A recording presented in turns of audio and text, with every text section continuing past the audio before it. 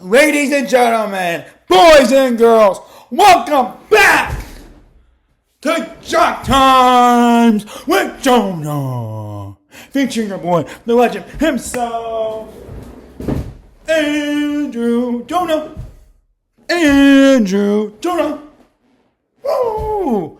Welcome back, everyone. Good to see everyone. Hope all is well with you today on this beautiful Monday. Let's get this started. So, what I talk about this weekend. Number one, the Lions played.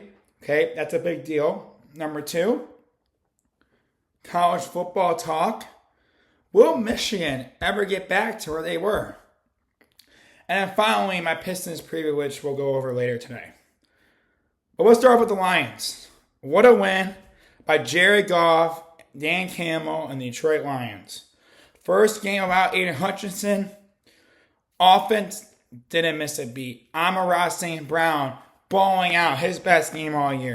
Jahmyr Gibbs, unbelievable. Those two touchdowns that got the Lions to win. Almost to Texas. That means Texas, but anyways. And then finally, the MVP conversation. And Jared Goff is in the mix. And I have something to show everyone.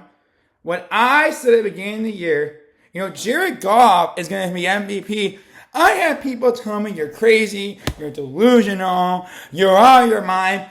Look what bet I made. I want to show the viewers. First day, plus 2,000, Jared Goff MVP. Why? Because I believe in Jared Goff. I said from the start he comes to Detroit, he's going to be something special. And everyone's like, oh, that was a terrible trade. Oh my God, best ever. Now I'll get back on it. Look who we got. Jameson Williams. We got Jared Goff. We got Penei Sewell. We got Laporta. We got all of these guys that can ball out now. And that's the thing about Brad Holmes is he gets guys that he knows he's going to trust. Okay? He trusts Jared Goff. He trusts Amon-Ra. He trusts Sewell, Laporta, Gibbs. Then he gets free agents, which are wonderful, like a Monty in the world, and now Carlton Davis, who is getting up in his ways. But the big thing right now for me with the Lions is don't get mad at me. You need another edge rusher. I am sick and tired of people saying, oh, wait, look at the blitz. Look at the blitz. We blitzed so many times. It's not Aaron Glenn defense. And all you Aaron Glenn lovers out there, I know who you are. You all need to sit back and listen to me right now. The Detroit Lions played a hell of a game. But I have a question for you, the viewer. And I want you to answer in the comments, or on Instagram, or text me, or whatever you want to do.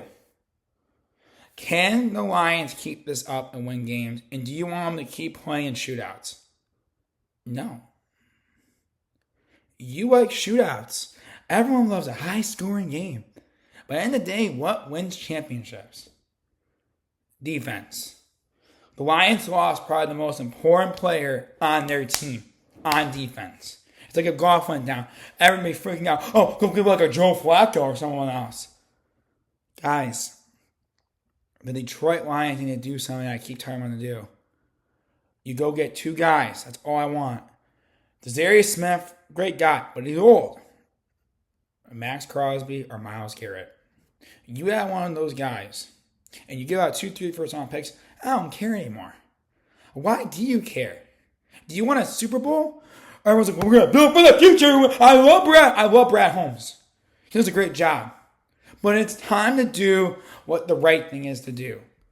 Go get Crosby or Myles Garrett. Now, I prefer Crosby. And everyone's like, Andrew, you should know blah, blah, blah, blah, blah, Rosie.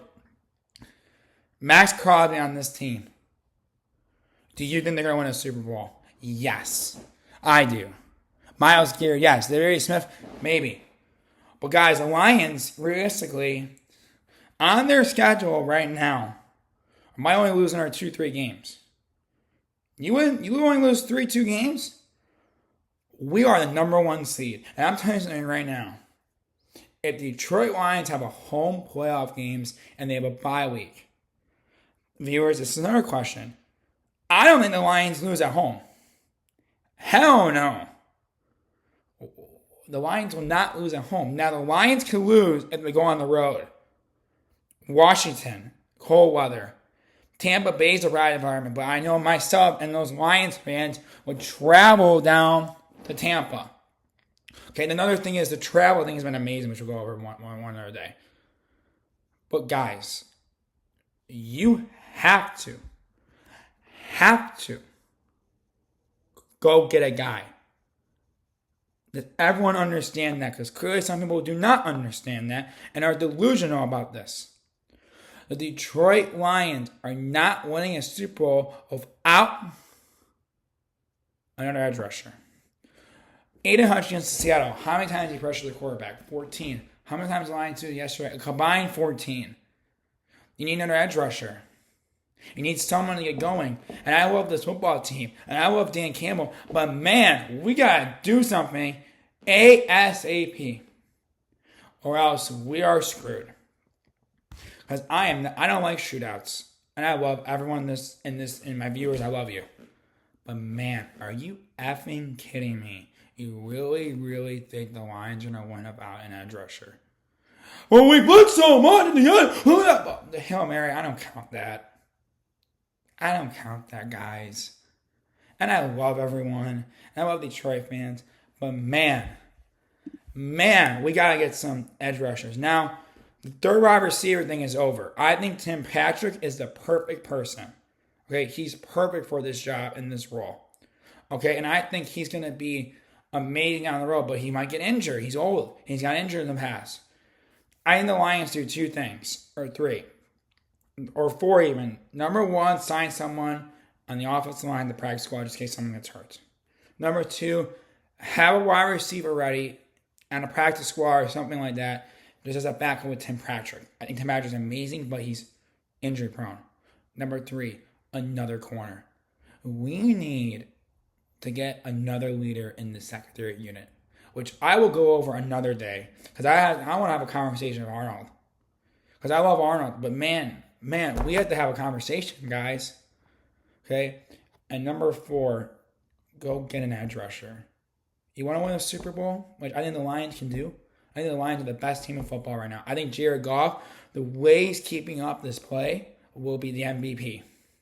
Mark my words, that can be on our list. What I'm going to start doing is I'll get a bulletin board, we're going to put quotes, what I say, and write them down, and we can hang them up like Barkley does. I think Jared Goff won the MVP. If he keeps this up and keeps it moving, he's MVP. Does everyone understand that? Edge rusher, Jared Goff is the effing man of Detroit right now, and the Lions are going to keep this going. They're going to win the Super Bowl. Okay, if Detroit Lions, let's all agree on this. I think everyone agrees on me. Now, other teams, I think the NFC, don't get mad at me, it's kind of weak except for the NFC North. Wouldn't it be crazy if the whole NFC North makes the playoffs? It's a chance, but the Lions have a tough schedule ahead. We're going to have to play the Titans, which is not a great team, but still a game. We got to go out there and win that game. Lambeau Field, which I've been training at with my boy Timmy, okay? That's a big test on the road at Lambeau before the trade deadline. Then we have to go against Houston. The two road games after Tennessee, which I hope we win, which I think we're going to win.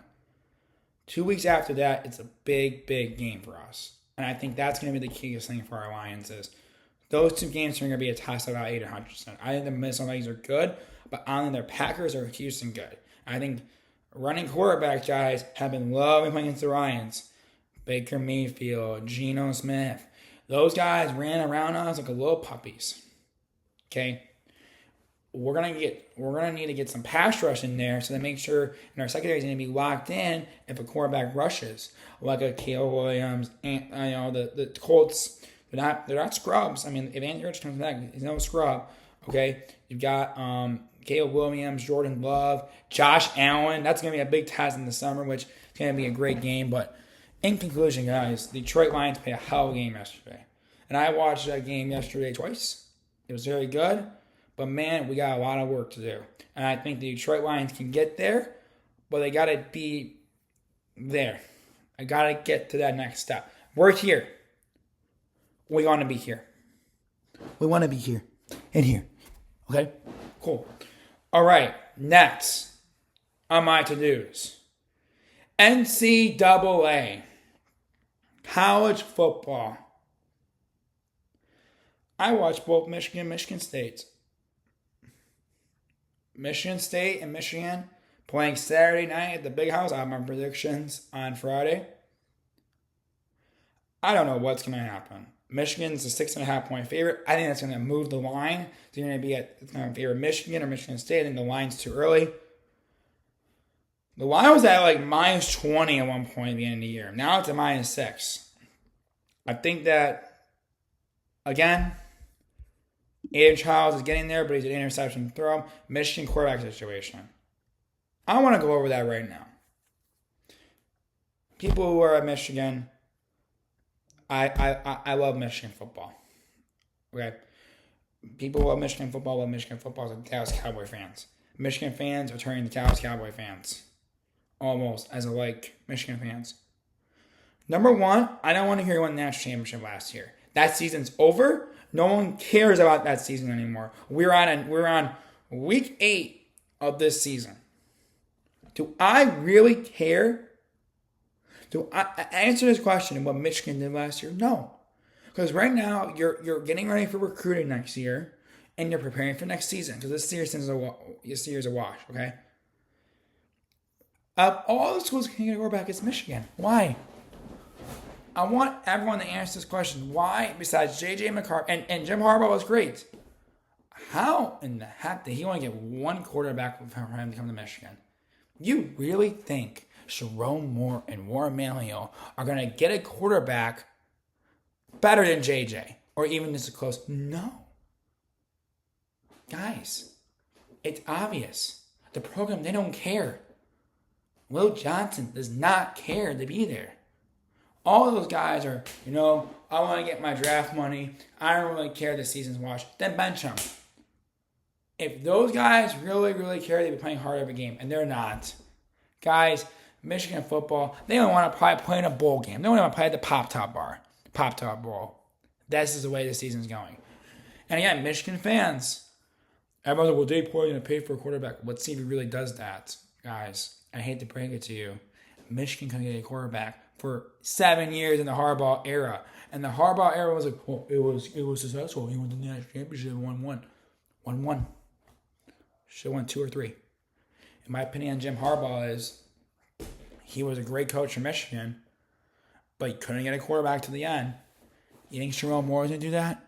No. So what's going to happen in Michigan? Well, they're going to have to keep Sharon Moore for 2 to 3 years, at least more. Got to give him time. I think Michigan needs to go to the transfer portal and get a quarterback. I think college football is a mess, number one.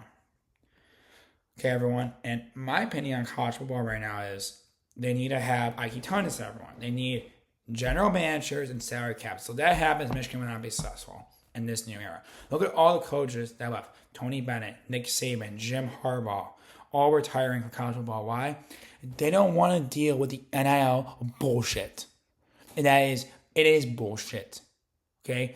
You should get paid, but this is turning into a fucking circus. Okay? A circus. We don't want this to be a circus. College football is dying. The views are up. The new conference alignment. No one wants Michigan to play Oregon every year and travel that far. And you have to start the games at 3:30 because of the West Coast time. And I know Stanford and Cal, what I heard, they don't like to be in the ACC, and they want to move conferences. Guys, I'm trying to make guys this new era in this 12-team battle, which I have on my phone right now, which we're going to go over it. It's going to be interesting. And, for me, with Michigan State, they both may not be successful until this general manager salary cap. Look at Woj now. He's a general manager of St. Bonaventure. We really, really, really, really need to figure this out, guys. And we really, really need to figure out what's going to happen with college football because it is a mess. There's going to be roster limits next year. So you know what's going to happen, right? 200 kids on the Michigan football team. They have at least 200 kids on the Michigan football team. Okay? Half team's getting cut. What's going to happen to those guys? They're going to go down to probably a mid-major ACC. It's going to become a ripple effect for college football is going to go down until they can't find a school. Transfer portal about to be a mess. This is about to be very, very interesting. And I think, personally, the Michigan football team needs to hire a general manager that runs all the NIL bullshit and runs all their NIL. And they want to be successful and Michigan State. Okay? Look at a school like, look at Texas. Lamborghinis, really? Guys, I hate to say it, recruits don't want to play in Michigan. Not getting a Lamborghini, not getting the money. And Michigan doesn't care about NIL, and we all know that. So I want this BS to stop at NIL. Michigan has a great NIL program. They are behind. Admit it, and it's okay. All right, that's my situation. My top 12 for NCAA. Right now, we're halfway through the season. Here we go. My top 12. Number 12, obviously, Boise State. They should be higher up. Jeffrey's very good. I think Boise State could pull up an upset. Whoever's at number 5. Number 11, my favorite team right now in the country, Indiana. I think Indiana is going to make some noise. I think they're going to beat Michigan. I think they're going to beat Michigan State. I think they're going to beat Nebraska this week. I think Indiana could beat Ohio State. If they play their best game, if they come out hot, watch out for Indiana Hoosiers to make the playoff. Number 10, LSU. Not a hard schedule left. All they have left is Alabama. They have a game at Vanderbilt. But if LSU only loses one more game, they're in the playoff. Number 9, the most controversial pick. You have to put Notre Dame in there. You went out. The schedule is pretty soft for the rest of the year. I think Notre Dame gets in the playoff at number 9. Notre Dame is a very interesting team because of the way they lost in Northern Illinois. But with their schedule, which I'll pull up right now, the rest of their schedule, they play Navy, which is a possible loss. It's a tough game. Navy, Florida State, Virginia, Army, and USC. They win out all those games. They're in the playoff. But I assume they're going to win out those games. Number 8, Penn State. I think Penn State's going to probably host a whiteout home game in playoff. I think they're going to make the playoff at number 8. Number 7, Tennessee beat Alabama. Has a good conference schedule. Has good quality wins. Tennessee should be able to get in the playoff. Their last games, the last hard game left in their schedule is Vanderbilt. The last game of the year, and they have to play at Georgia. If it was one of those games, you're in the playoff. 2-loss team. Number 6, a controversial pick, Ohio State Buckeye. I think Ohio State loses to Oregon, which we'll go in a minute, in the Big Ten championship. Number 5, Hook 'em Horns, Texas. I think Texas and Georgia is huge, but I think they're going to be in the SEC championship and losing that game to Georgia, which is later. Number 4, my Big 12. My Big 12 pick at number 4 is BYU. I think BYU gets in. I think BYU is a sleeper in this field. And then they beat Iowa State in the Big 12 championship. Number 3, Miami. I think Miami's hot. I think Clemson can get in maybe as a 2nd seed, as 11th, 10th seed if Indiana somehow loses a couple games. But Miami with Cam Ward, he's amazing. I think Miami gets in and makes some noise in the playoff. My top 2, the Oregon Ducks. I think the Oregon Ducks get number 2. The rest of their season is not that difficult. I think Oregon gets in at number 2. They have to play. They have to play against Illinois this week, which could be a trap game. At Michigan, Maryland, Wisconsin, and Washington. I think Oregon wins those games. And my final pick, and my number 1 seed in the 12-team playoff is the Georgia Bulldogs. I think Georgia with the quality win at Texas, and they're going to be the number 1 seed. They're going to win the SEC. So I think, again, the order of the 4 teams that have the bye are going to go Georgia. I think there's going to go SEC, Big 10, ACC, Big 12. If you want to debate me on this in 12-team playoff, put your 12-team playoff on the comment section. But guys, if you are Georgia, you just got to play your game and you're in the playoff, okay? Number 1, okay? And Georgia's the best team in the country. I think they had one bad game against Alabama. I think they're the most complete team in the country. I think Kirby Smart's amazing. And I think Georgia is going to be in there. And I don't have Alabama. I don't think Alabama gets in. Because Alabama has losses at Tennessee, and at Vanderbilt, I don't think they should deserve the playoff conversation. I have Indiana in there again because I think Indiana can make some noise and only lose one game. Okay? Now, the debate's going to be, would you rather put Notre Dame team? Now, if Notre Dame loses another game, they're out. Okay? So this is going to be fluid. This is going to change every week, every Monday. We're going to go over this. And, again, in the comment section, let me know what you think of my 12-team playoff. But you know what's crazy is I think even Army or Navy, they can even get in. Because I think Army and Navy are even superior. I think they're able to get in if Boise State loses the game. But Boise State can make some noise. And, again, I think at one point, guys, the playoff, from what I'm hearing, what I listen to on the radio, is they're going to expand the playoff to 16 teams at one point. Not now, but later. And I think it's sad, but it's reality of the situation where we're at in college football. I think college football is not going to change for a while. But I think the way the 12-team playoff is, we don't know how it's going to go. But the big rumor I had and the idea I had was this. I want you to listen to the idea. The first two rounds are at home stadiums. Okay? Oh, my table was down. Sorry about that. My table fell. That's what happened. Everything's good. My 12-team playoff. No, sorry, the playoff. We're at the home. My idea. First two rounds are home stadiums. Cool. Last two rounds, there's balloons going on as effects, and I don't know why it's happening. Okay. That's a little weird, but that's photo booth. The next two rounds are at either the Cotton Bowl or whatever, the Cotton Bowl at one of the major bowl games, except for one. The last game every year is at the Rose Bowl Stadium. The Rose Bowl is the last place you end up in the college football playoff. You know how cool that would be? It's the most iconic game of the year. With all those memories of Texas and USC, and then you had Michigan and Alabama last year. You know how badass that would be to have the playoff at the Rose Bowl every year? That'd be really cool. And I think at one point, the playoff committee is going to decide, hey, I think that's the best way to do it. I think people are going to want to spend the money on us to go to all three. You got to pick and choose which game you want to go to. If you're like in Alabama or Georgia, do I go to first, second, third round? I don't know. That's up to you and your fans and your money. But I think the average family can't afford that. And I think that's one of the things where ticket prices are getting ridiculous. I think that if you're Alabama or Georgia, you do that. And I think you say, hey, yeah, I like that. Because, imagine how cool that'd be if Michigan had a home playoff game. Or if Penn State did at the Whiteout at night. Or you got, like, a game at USC. Or you got just, like, all these scenarios, man. It'd be awesome. And you have these good matchups.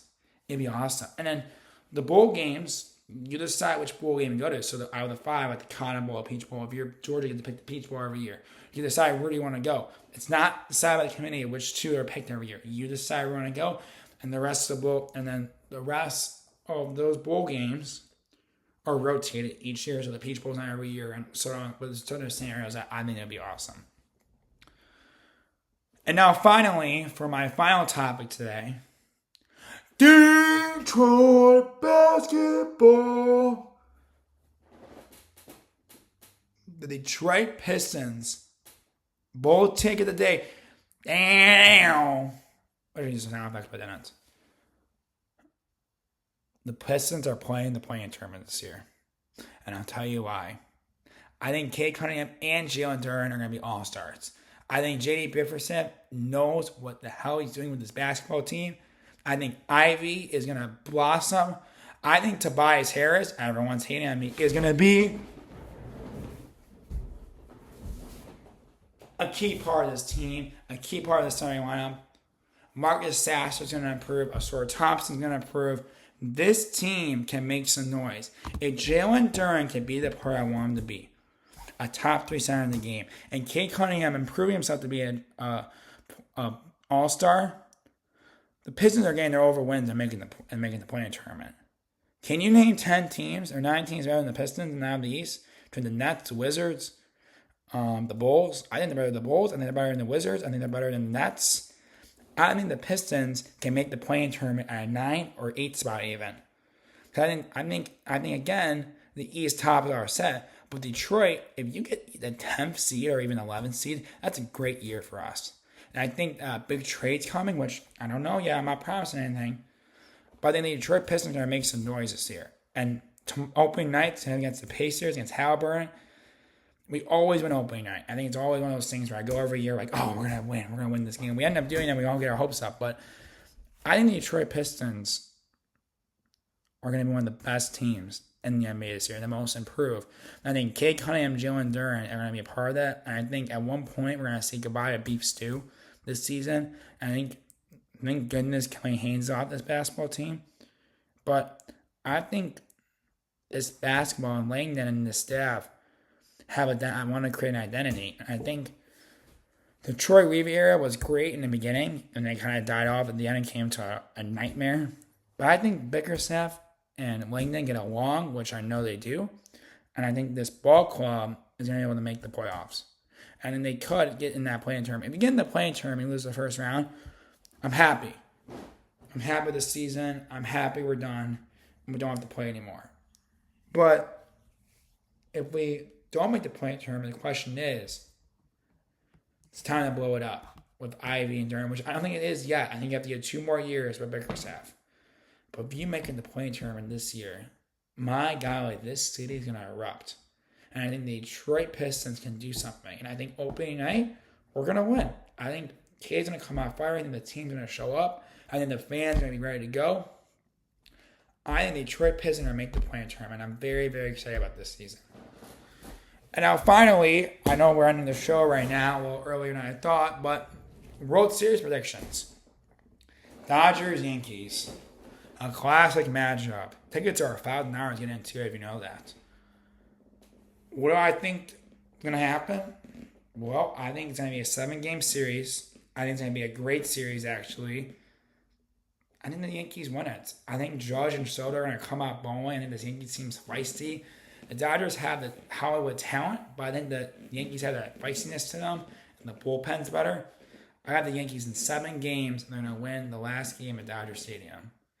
And don't forget, guys, this is going to be one of the greatest World Series matches ever with Ohtani and Mookie Betts and Judge and Soto and Anthony Rizzo and Garrett Cole. This is going to be a crazy World Series, and it's going to be exciting for everyone to watch. And I think if you're the Detroit if you're a baseball fan, you're going to love this series. I think you're going to take it all in. We'll have some Tiger Talk later.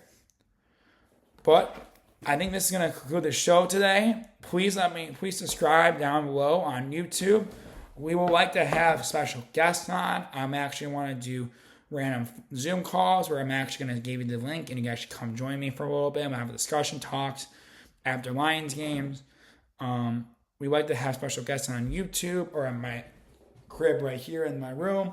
I want to try to create a studio with all the sports stuff. What I want to do is make this an environment where everyone can talk about sports, talk about your life, and also just, talk about sports in a way where you get out. I mean, everyone's really busy with their lives. And I think that's just something that I'm passionate about. I mean, this is something that I wanted to bring back. And it took me a little bit in deep dive to do it. And I think that we really, really, really can do something special, everyone. And we can create something in Jocktimes where it's not just about the sports. It's about the community we have together as sports fans where we all have stuff in our lives that are going on. And I think something that, we have ups and downs. But I think sports, in a way, create that love for everyone. And I think, the best part, I think, watching sports now these days is I think every guy or lady would say this, is when those group chats start firing off, how badass is that when everyone's watching the game? And it feels like you're watching your friends, but when you're together on that, and you're talking, having debate and discussion, it's something different besides stuff in the world these days that's going crazy. So I want to thank everyone at Jocktimes for listening, for subscribing, telling their friends. And I want to get special guests on. At one point, I'm going to try to get up in the world to get these reporters, get these newscasters consistently. I want to try to my goal is to try to get an athlete on. It'd be pretty cool. But Jocktimes, I want to make it a special place for everyone where they can come and love sports. I think that's something that we're all going to find out one day, is what this can become. And it was becoming something. So I stopped. But now I'm back. I'm hungry. I'm going to buy a mic. I want to get this room set up. I want to make Jocktimes the greatest sports podcast that anyone can listen to and just have a normal discussion, have a good debate. Okay, we want people here that love sports. And I love you and everyone here at Jocktimes. Just thank you for bringing me back and love. I had this conversation, people saying, you should become a sports broadcaster and you should have done this. Well, I'm back. And I want to do this for a long time. And I don't know when this is going to end or where we're going to go from here. But I want to make Jocktimes the best content you ever see in your life. And I want to make it special for all you out there in the world. So thank you. Thank you to everyone for listening today. Have a great rest of your day. Enjoy the World Series. Enjoy Thursday Night Football. And enjoy Detroit basketball. Jocktimes Andrew signing out.